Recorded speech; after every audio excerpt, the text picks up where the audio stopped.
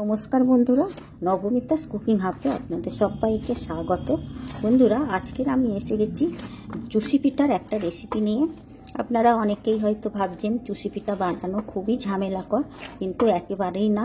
খুব কম সময়ের মধ্যে চুষি পিঠা বানিয়ে নেওয়া যায়, আর খেতেও এই শীতের সময় খুবই ভালো লাগে। আমি এখানে অনেক রকম পদ্ধতিতে চুষি পিঠা বানানো দেখাবো, তবে আপনারা পুরো ভিডিওটা দেখবেন। আর যদি ভালো লাগে লাইক, শেয়ার, কমেন্ট করবেন আর সাবস্ক্রাইব করে আমার পাশে থাকবেন। চুষি পিঠা বানানোর জন্য কড়াতে দিয়ে দেব 2 বাটি জল। এই জলের পরিমাণটা ঠিকঠাক দিতে হবে। আর এই জলে দিয়ে দেব সামান্য একটু লবণ। মিষ্টিতে যারা লবণ খেতে ভালোবাসেন না তারা লবণটা দেবেন না। দিয়ে দেব হাফ চামচ ঘি। পর জলটা ফুটতে দেব। জলটা ফুটে যাবার পর ফ্লেমটা লো করে দিয়ে এতে আমি দিয়ে দেব 1 বাটি আতপ চালের গুঁড়ি, দিয়ে দেব হাফ বাটি ময়দা। ভালো করে মেশাতে হবে, এইভাবে নাড়তে হবে। চুষি পিঠা আপনারা শুধু চালের গুঁড়ি দিয়েও করতে পারেন, আবার ময়দা দিয়েও করতে পারেন। আমি এখানে চালের গুঁড়ি আর ময়দা দুটো মিশিয়ে করলাম, তাতে চুষি পিঠাটা খুব নরম হবে খেতে। এইভাবে গ্যাসের ফ্লেমটা একবারে লো করে দিয়ে চালের গুঁড়ির একটা ডো করে নিতে হবে। এইভাবে ফুটন্ত জলে যদি চালের গুঁড়োটা দেওয়া যায়, তাতে চালের গুঁড়োটা অনেকটা সেদ্ধ হয়ে যাবে আর ডোটা অনেকটা নরমও হবে। এখন আমার একটা ডো বানানো হয়ে গেছে। এবারে গ্যাসের ফ্লেমটা অফ করে দিয়ে আমি এটা ঠান্ডা হতে দেব। আর এটা আমি একটা ডিশের মধ্যে নিয়ে নেব। পর এই ডোটা আমি হাত দিয়ে ভালো করে মেখে নেব। এরকম গরম অবস্থাতেই মেখে নিতে হবে। দেখুন, চালের গুঁড়ির ডোটা আমি ভালো করে মাখিয়ে নিয়েছি। এরপর আমি প্রথম পদ্ধতিটা দেখাবো। পর এই ডো থেকে আমি একটা লেচির মতো কেটে নেব। আমি প্রথম একটা পদ্ধতি দেখাবো। এইভাবে এই লেচি থেকে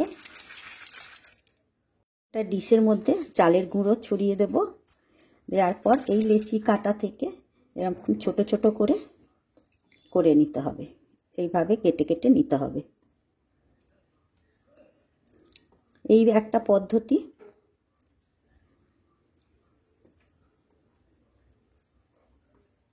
দেখুন, একটা লেচি থেকে আমি এইভাবে ছোট ছোট করে কেটে নিয়েছি। আর এইগুলো এইভাবে চুষি পিঠা বানিয়ে নিতে হবে। তবে আপনাদের এটা মনে হতে পারে যে এটা ঝামেলাকর, অনেকটা সময়ও লেগে যাচ্ছে আর সমান মাপগুলোও হয় না। এই একটা পদ্ধতি আমি দেখালাম, এটা না বানাতেও পারেন। এইভাবে একটা পদ্ধতি আমি দেখিয়ে দিলাম। একটা পদ্ধতি দেখানোর পর এবারে আর একটা পদ্ধতিতে আমি দেখাবো। একটা পদ্ধতি দেখানোর জন্য আরও একটা লেচি কেটে নেব। লেচিটা কেটে নেওয়ার পর দেখুন, এরকম একটা ঝাঁঝরি হাতা নিয়ে নিয়েছি। আর এরকম হাতা সবাইয়ের বাড়িতেই থাকে। এটা দিয়েও আমি আর একটা পদ্ধতিতে দেখিয়ে দিচ্ছি। এইভাবে ওপর দিক থেকে নিচের দিকে টানতে হবে। এইভাবে করলেও খুব তাড়াতাড়ি হয়ে যাবে, আর এতে মাপটাও ঠিক সমান হবে। দেখুন, একসাথে কতগুলো হয়ে যাচ্ছে আর খুব তাড়াতাড়ি এতে হয়েও যাবে। এইভাবেই আপনারা এটা করে নিতে পারেন, খুব তাড়াতাড়ি হয়ে যাবে। এরপর এগুলো আপনারা সরাসরি এইভাবেও করে নিতে পারেন, আবার যদি ভাবেন একটু হাত দিয়ে এরকম করে নেব, তাতেও করে নিতে পারেন। দেখুন, আরও একটা পদ্ধতিতে দেখাবো। একটা লেচি নিয়ে এরপর একটা কাঁচি নিয়ে নেবেন। কাঁচি নিয়ে এইভাবে কেটে কেটে নেবেন, তাতেও বেশ তাড়াতাড়ি হয়ে যাবে। দেখুন, একদম চুষি পিঠার মতনই হয়ে যাচ্ছে কাঁচি দিয়ে কেটে নিতে।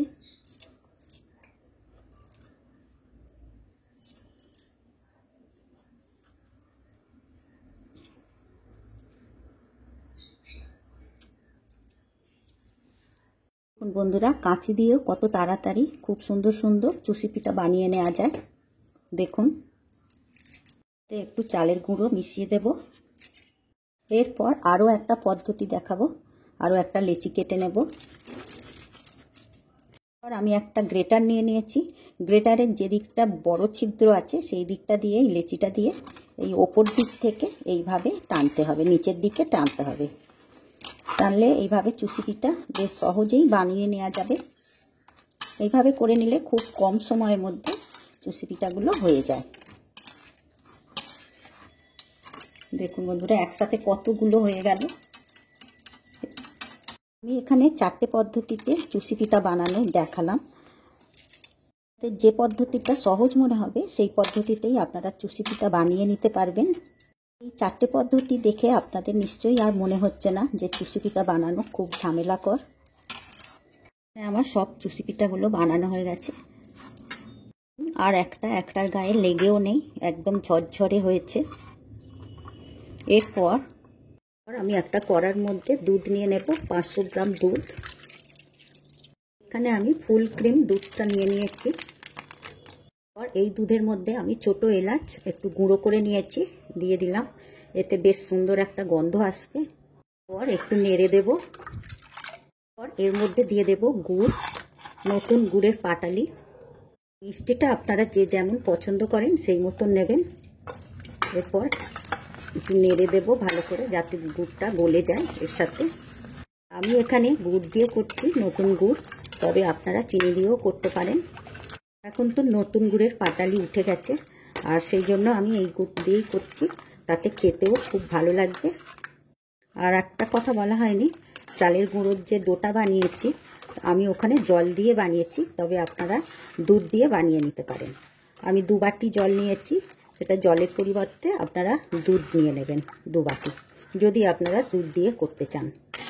পর এদিকে দুধটা একটু ভালো করে জাল দিয়ে নেব, যাতে কিনা একটু দুধটা ঘন হয়ে যায় আর গুড়টাও গলে যায়।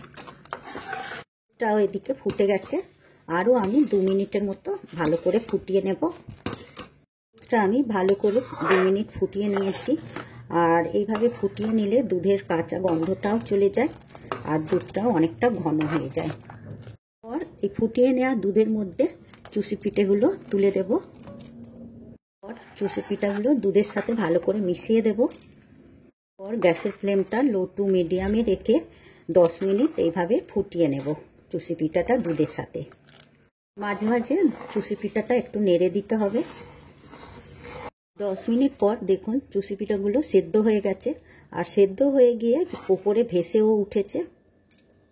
দেখুন, এটা দেখে মনে হচ্ছে অনেকটা পাতলা আছে, তবে এটা ঠান্ডা হয়ে গেলে অনেকটা ঘন হয়ে যাবে। আমার আজকের চুষি পিঠার রেসিপি একদমই রেডি। বন্ধুরা, আমার আজকের এই চুষি পিঠার রেসিপি আপনাদের কেমন লাগলো অবশ্যই কমেন্ট করবেন। আর যদি ভালো লেগে থাকে লাইক শেয়ার করবেন, আর সাবস্ক্রাইব করে পাশে থাকা বেল নোটিফিকেশানটা অন করে দেবেন, কারণ আমি যখনই কোনো ভিডিও আপলোড করব আপনাদের কাছে খুব তাড়াতাড়ি পৌঁছে যাবে। আপনারা সুস্থ থাকবেন, ভালো থাকবেন। আবার আসছি অন্য কোনো নতুন রেসিপি নিয়ে। ধন্যবাদ।